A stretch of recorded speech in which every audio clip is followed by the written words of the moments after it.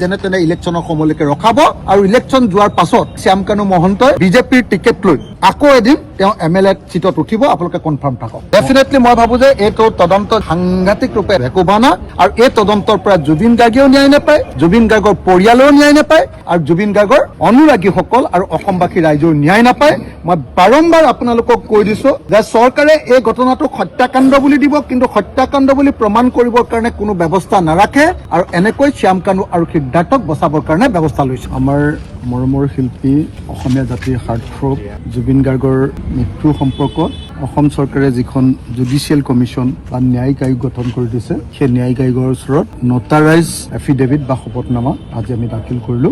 আমি বেচিকেলি এটাই কথা স্পষ্টকে কৈ আহিছো যে বৰ্তমান যিটো এনকুৱাৰী চলি আছে SIT, সেই এনকুৱাৰীটোৰ পৰা আমি অসমে জুবিন গাৰ্গৰ কেতিয়াও ন্যায় নাপাওঁ। জুবিন গাৰ্গৰ ন্যায় নাপাওঁ এই কাৰণে যে যি লিগেল বা আইনগত পদ্ধতিৰে আচলতে জুবিন গাৰ্গৰ মৃত্যুৰ তদন্ত হ'ব লাগিছিলে, সেই তদন্ত অসম চৰকাৰে কৰা নাই। অসম চৰকাৰে জানি শুনিয়ে বোধহয় ইচ্ছাকৃতভাৱে জুবিন গাৰ্গৰ হত্যাকাৰী বুলি তেওঁলোকে কৈছে, জুবিন গাৰ্গৰ মৃত্যুৰ কাৰণে জগৰীয়া মানুহবিলাকক বচাবৰ কাৰণে এই কামটো কৰিছে বুলি আমি অনুমান কৰিছো। আৰু সেইকাৰণে আজি আমি ওৱান মেন জুডিচিয়েল কমিশ্যনৰ ওচৰত শপতনামা দি ডাইৰেক্টলি এফিডেভিট দি স্পষ্টকে কৈছো যে বৰ্তমান চলি থকা তদন্তই কেতিয়াও জুবিন গাৰ্গক ন্যায় দিব নোৱাৰে। আমি তাৰ কাৰণে আমাৰ যুক্তিখিনি আৰু আমি দিবলগীয়া কেছ লবিলাক ইয়াত সাক্ষী হিচাপে দি দিছো। নম্বৰ 1, আমি কৈছো যে যদিহে বিদেশত এটা গোচৰ চলিব লাগে, বিদেশত হোৱা ঘটনাৰ ক্ষেত্ৰত আমাৰ দেশত যদি এটা গোচৰ চলে, তেতিয়াহ'লে বিদেশৰ পৰা 3টা বস্তু আনিবলগীয়া হ'ব।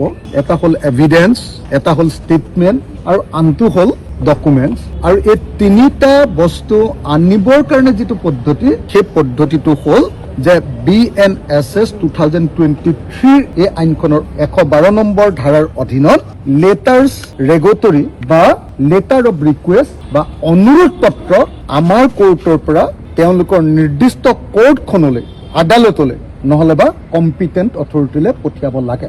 কোৰ্টৰ জৰিয়তে যদি আমাৰ ইয়াৰ পৰা লেটাৰ অফ ৰিকুৱেষ্ট বা লেটাৰ্ছ ৰেগুটৰী নপঠিয়াই ডাইৰেক্টলি গভৰ্ণমেণ্টে যদি বস্তুটো আনে, তেতিয়াহ'লে মাদ্ৰাজ হাইকোৰ্টে স্পষ্টকে অৰ্ডাৰ দিছে যে সেই ডকুমেণ্ট, সেই এভিডেন্স, সেই ষ্টেটমেণ্ট কোৰ্টত কেতিয়াও গ্ৰাহ্য নহ'ব, ইনএডমিছিবল বুলি, সেইটো কোৰ্টত গৃহীত নহ'ব বুলি স্পষ্টকে ঘোষণা কৰি দিছে। এতিয়ালৈকে আপোনালোকে সকলোৱে জানে যে অসমৰ কোনো কোৰ্টে লেটাৰ্ছ ৰেগুটৰী বা লেটাৰ অফ ৰিকুৱেষ্ট ছিংগাপুৰ কোৰ্টলৈ বা ছিংগাপুৰৰ কম্পিটেণ্ট অথৰিটিলৈ পঠিওৱা নাই। কেৱল আৰু কেৱল SIT এবাৰ ছিংগাপুৰলৈ গৈছিলে ভাৰতৰ হোম ডিপাৰ্টমেণ্টৰ সহযোগত। গতিকে এক্সটাৰ্নেল এফেয়াৰ্ছৰ জৰিয়তেও কাগজ পঠিওৱা নাই, পঠিয়াইছে হোম ডিপাৰ্টমেণ্টৰ জৰিয়তে। তাকো কোৰ্টে স্পষ্টকে কৈ দিছে, আইনে স্পষ্টকে কৈ দিছে যে কোনোপধ্যে গভৰ্ণমেণ্টৰ পৰা গভৰ্ণমেণ্টলৈ কাগজ গ'লে নহ'ব, কোৰ্টৰ পৰা কোৰ্টলৈ বা কোৰ্টৰ পৰা গভৰ্ণমেণ্টলৈহে কাগজ যাব লাগিব। গতিকে আমি স্পষ্টকে জনাব খুজিছো যে আমাৰ অসম চৰকাৰে, অসমৰ মুখ্যমন্ত্ৰী হিমন্ত বিশ্ব শৰ্মা ডাঙৰীয়াই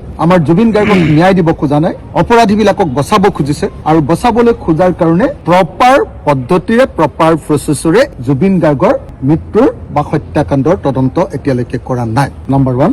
নম্বৰ 2, ছেকশ্যন 112 আৰু 114 স্পষ্টকে কৈছে যে যদিহে বিদেশৰ পৰা এজন মানুহক সাক্ষী হিচাপে ষ্টেটমেণ্ট আনিব লাগে বা মানুহজনক আমাৰ কোৰ্টত খাৰা কৰিব লাগে বা এনকুৱাৰীৰ কাৰণে আনিব লাগে, তেতিয়াহ'লে আমাৰ ইয়াৰ কোৰ্টৰ পৰা নটিচ যাব লাগিব। এতিয়া ইয়াতখনত থকা যি কেপ্টেইন আছিলে, সকলোৱে জানে যে সেই ইয়াতখনৰ কেপ্টেইনজনক আৰু সাক্ষ্য নোলোৱাকে, ষ্টেটমেণ্ট নোলোৱাকে, তেওঁলোকক এনকুৱাৰী তদন্তলৈ ননাকে কেতিয়াওতো জুবিন গাৰ্গৰ মৃত্যুৰ ঘটনাটো প্ৰুভ কৰা নাযায়। তাত যিবিলাকে জুবিন গাৰ্গক ৰেস্কিউ কৰিছিলে, যিবিলাকে উদ্ধাৰ কৰিছিলে, তেওঁলোকৰ ষ্টেটমেণ্ট নোলোৱাকে আৰু তেওঁলোকক এনকুৱাৰীৰ মাজত ননাকেতো কেতিয়াও সম্ভৱ নহয়। অকল জাহাজখনত থকা কেপ্টেইনজন নহয়, তাত এই যে ফ্ৰী ড্ৰাইভিং কৰাইছে বা বেলেগ বেলেগ ড্ৰাইভিং মানে সাঁতোৰ কৰাইছে, তাৰ যিটো এজেঞ্চি আছে তেওঁলোকৰ লগত, তেওঁলোকৰ CCTV কেমেৰা, তেওঁলোকৰ ষ্টেটমেণ্ট, তেওঁলোকৰ ডকুমেণ্ট, এই আটাইবিলাক নিশ্চয় আমি সংগ্ৰহ কৰিব লাগিব। আৰু এই সংগ্ৰহ যে কৰিব, এই কৰাৰ যিটো পদ্ধতি, সেইটো নকৰাকৈ যদি কৰে, তেতিয়াহ'লে একদম আইনত যদিও কৈছে যে তাৰ পৰা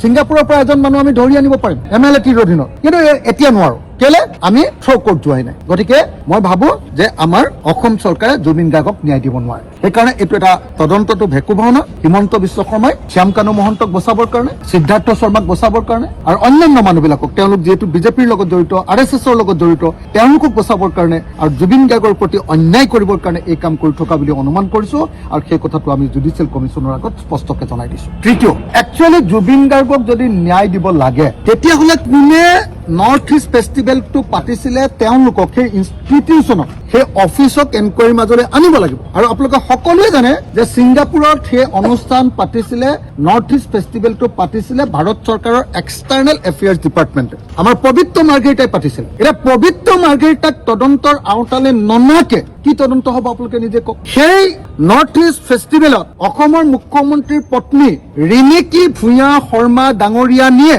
তাত গৈ অনুষ্ঠান পৰিচালনা কৰিছিলে তেওঁৰ সংস্থাটোৱে, ফেশ্বন শ্ব'। আৰু জুবিন গাৰ্গৰ মৃত্যুৰ পাছতো সেই ফেশ্বন শ্ব' চলি আছিলে বুলি যি অভিযোগ আহিছে, সেই তদন্ত কেনেকে কৰিব যদিহে অসম চৰকাৰে তেওঁলোকক তদন্তৰ আওতালৈ নানে। জুবিন গাৰ্গে পুৰি খোৱা দোকানখনৰ মানুহজনক মাতি আনিছে তদন্ত কৰিবৰ কাৰণে। জুবিন গাৰ্গে কোন বিহু ফাংচনলৈ গৈছিলে সভাপতি সম্পাদকজনক মাতি আনিছে, কিন্তু ৰিণিকী ভূঞাকটো মাতি অনা নাই, কিন্তু পবিত্ৰ মাৰ্ঘেৰিটাকটো মাতি অনা নাই। আপোনালোকে দেখিছে নেকি নিজে কওক। গোটেই ফাংচনটো পাতিছিলে এক্সটাৰ্নেল এফেয়াৰ্ছ মিনিষ্ট্ৰীয়ে আৰু ছিংগাপুৰত থকা ভাৰতীয় দূতাবাসে। ভাৰতৰ সেই ৰাষ্ট্ৰদূতজনক এতিয়ালৈকে তদন্তৰ আওতালৈ অনা হৈছে নেকি? অনা নাই। তাৰমানে এই এনকুৱাৰী এটা ভেকু ভাওনা আৰু এই এনকুৱাৰীৰ জৰিয়তে অসমে জুবিন গাৰ্গৰ পৰিয়ালে আৰু আমি যিবিলাক মানুহে জুবিন গাৰ্গক ভাল পাওঁ, এই মানুহবিলাকে কেতিয়াও কোনো পধ্যে ন্যায় নাপায়। আৰু সেইকাৰণে আমি আজি এনকুৱাৰী কমিশ্যনৰ ওচৰত আমাৰ এফিডেভিট দি, আমাৰ শপতনামা উইথ নটাৰী কৰি দি এনকুৱাৰী কমিশ্যনক কৈছো যে এই তদন্ত ভুল হৈছে আৰু এই শুদ্ধ তদন্ত কৰিবৰ কাৰণে আমাৰ জুডিচিয়েল এনকুৱাৰী কমিশ্যনে SITক তেওঁলোকৰ তদাৰকীৰ ভিতৰত তদন্ত কৰাবৰ কাৰণে বাধ্য কৰাব লাগে।